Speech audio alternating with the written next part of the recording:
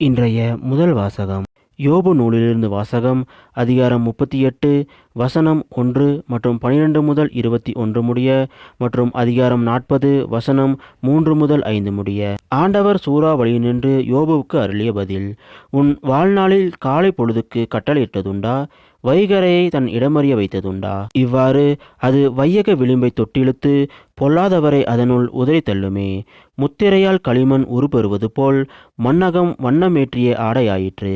அப்போது கொடியவரிடமிருந்து ஒளி பறிக்கப்படும், அடிக்க ஓங்கிய கை முறிக்கப்படும். கடலின் ஊற்றுவரை நீ போனதுண்டா? ஆழியின் அடியில் நீ உழவதுண்டோ? சாவின் வாயில்கள் உனக்கு காட்டப்பட்டனவோ? இருள் உலகின் கதவுகளை கண்டதுண்டோ நீ? ஆவணியின் பரப்பை நீ ஆய்ந்தறிந்ததுண்டா? அறிவிப்பாய் அதிலுள்ள அனைத்தையும் அறிந்திருந்தால்.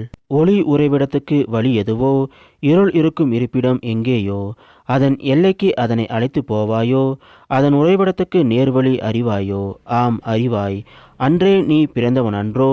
ஆமாம், ஆண்டுகளும் உனக்கு அதிகமன்றோ? யோபு ஆண்டவருக்கு கூறிய மறுமொழி. இதோ, எளியன் யான் இயம்புவது கொண்டோ? என் வாயை கையால் பொத்திக் கொள்வேன்.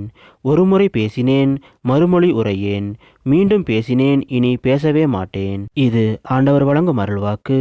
இறைவா, உமக்கு நன்றி. இன்றைய நற்செய்தி. புனித மத்தேயு எழுதிய நற்செய்தியிலிருந்த வாசகம்.